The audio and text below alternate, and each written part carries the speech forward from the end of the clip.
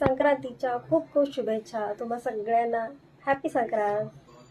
सांडू नका आमच्याशी भांडू नका तिळगुळ घ्या गोड गोड बोला. आला संक्रांतीचा सण पोटी सुखाचं